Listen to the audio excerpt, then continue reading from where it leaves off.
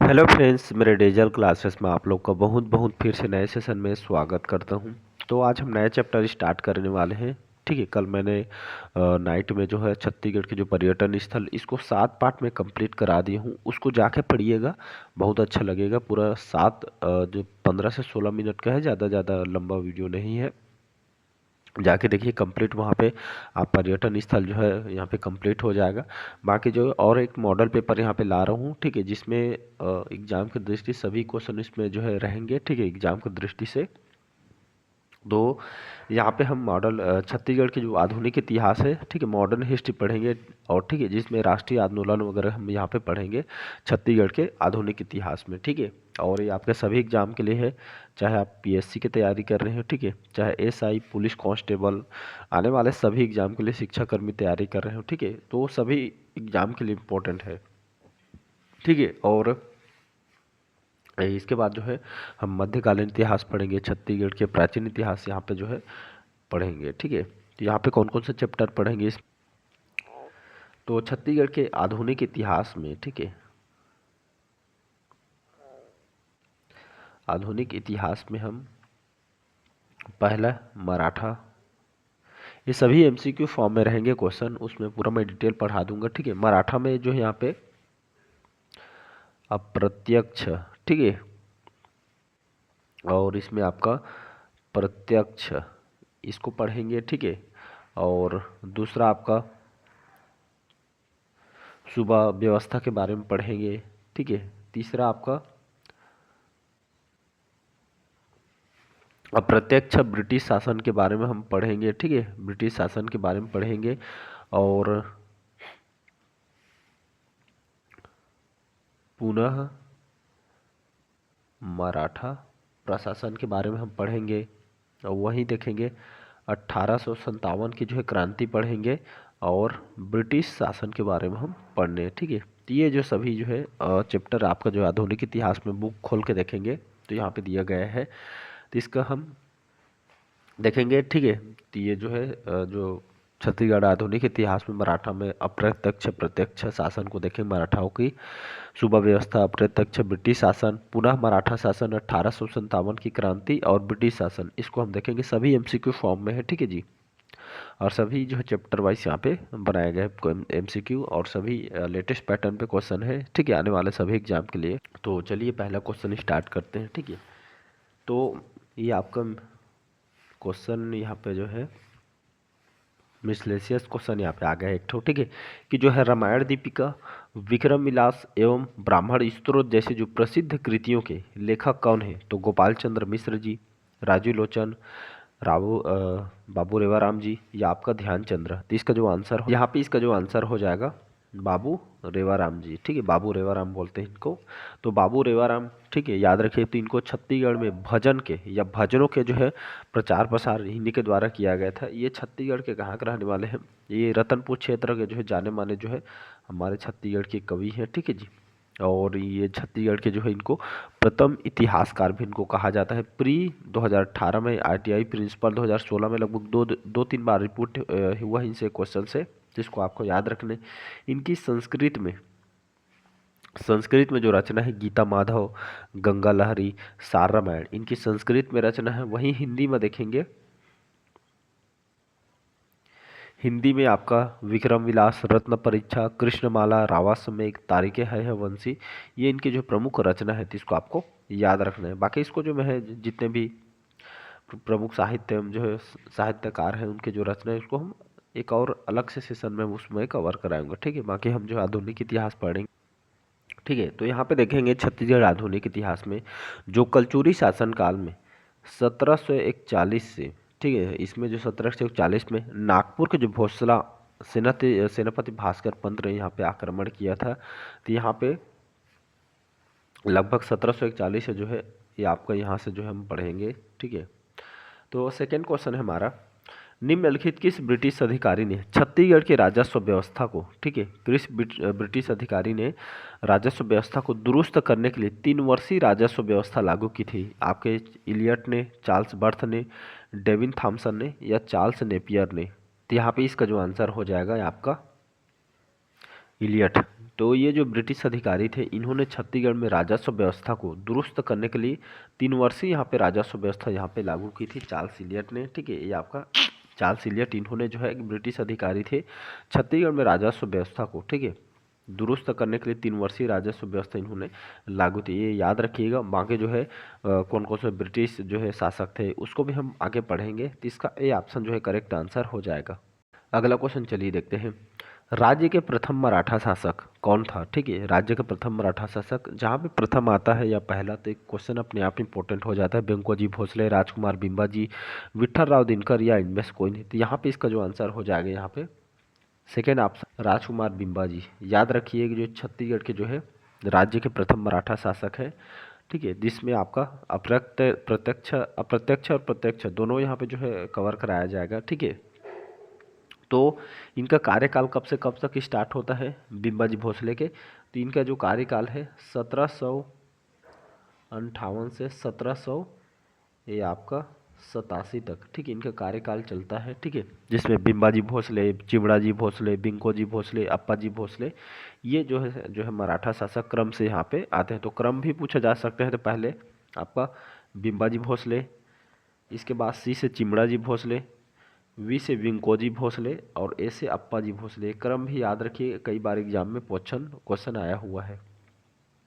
तो राजकुमार बिंबाजी प्रथम मराठा शासक है।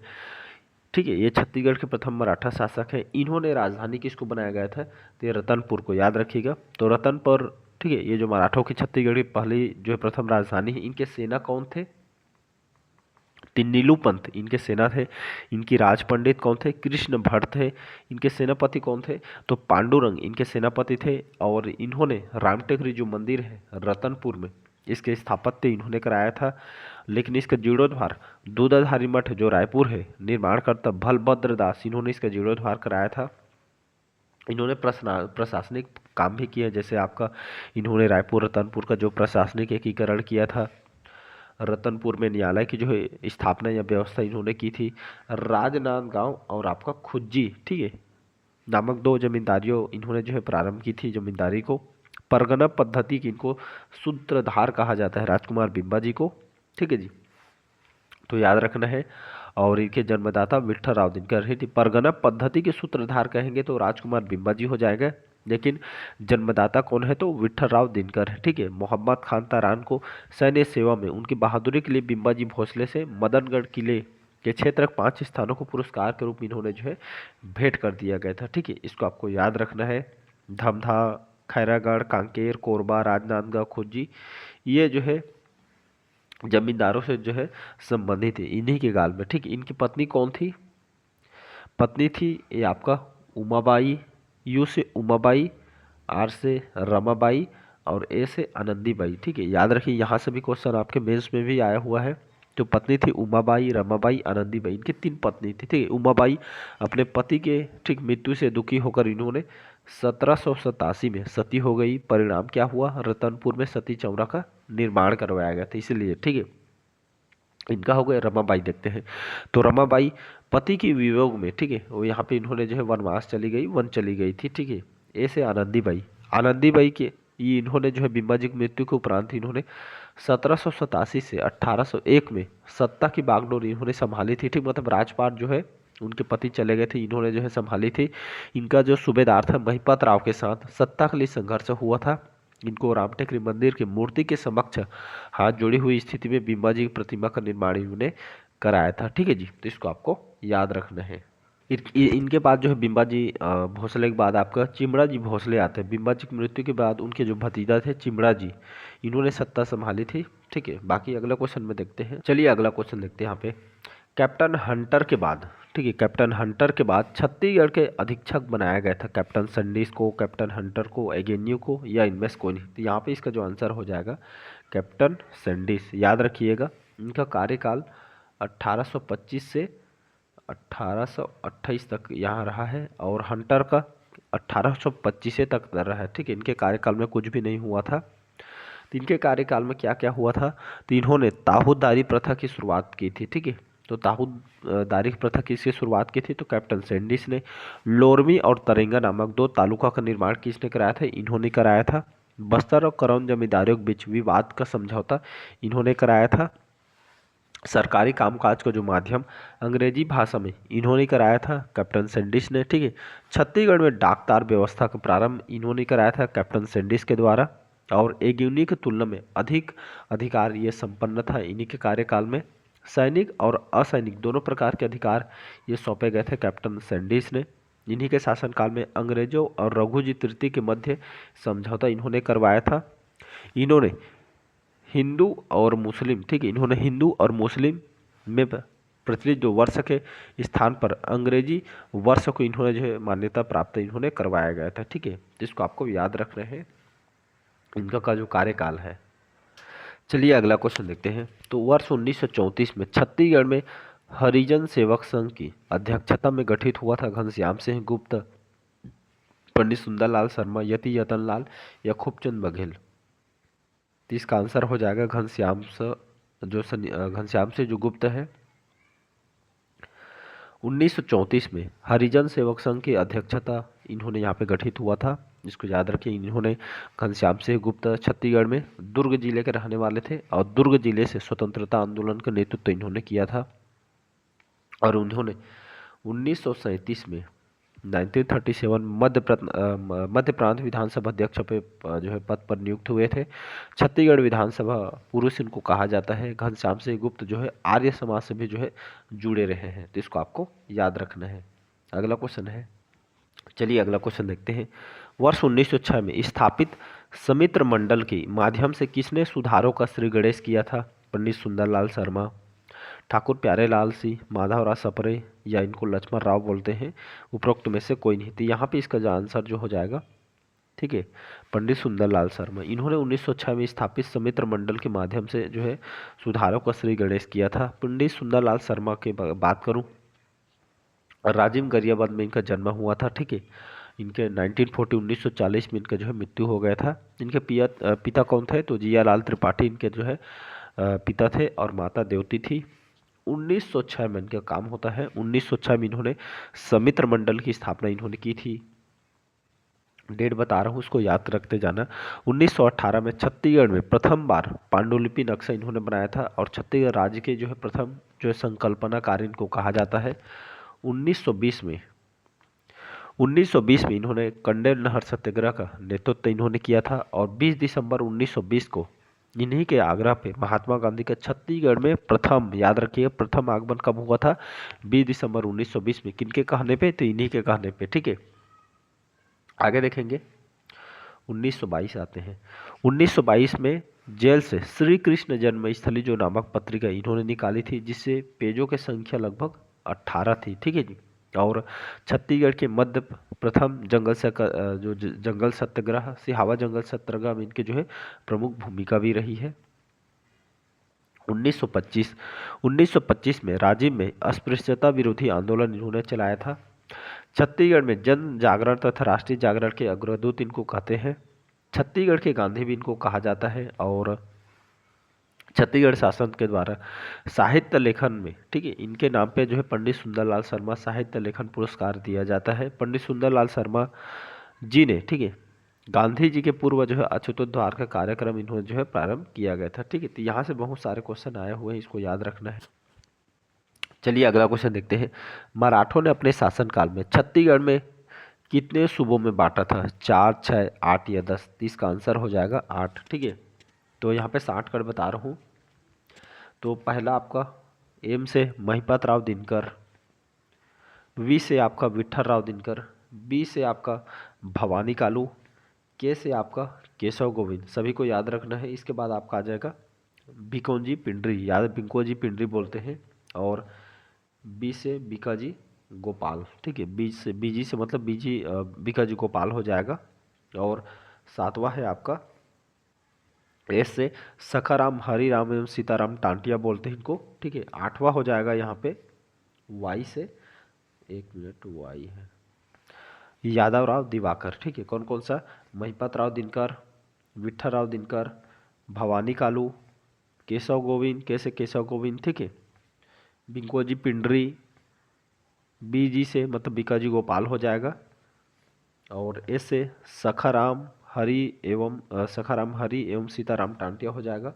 वाई से यादाराव दिवाकर। ठीक, ये जो है मतलब जो है ये जो है जो सूबा जो शासन काल में मराठों ने अपने जो है सूबों में इसको जो है बांटा गया था। मतलब ये सूबेदार शासक नहीं होते थे, लेकिन ये मराठों के अधीन अधिकारी होते कार्य करते थे। तो इसको याद रखें। इस शासन पद्धति के अंतर्गत प्रदेश में अनेक सूबेदारों की नियुक्ति की गई है, जिसका वर्णन यहाँ पे बताया गया है। ठीक है, लगभग 8 सूबेदार नियुक्त किए गए थे।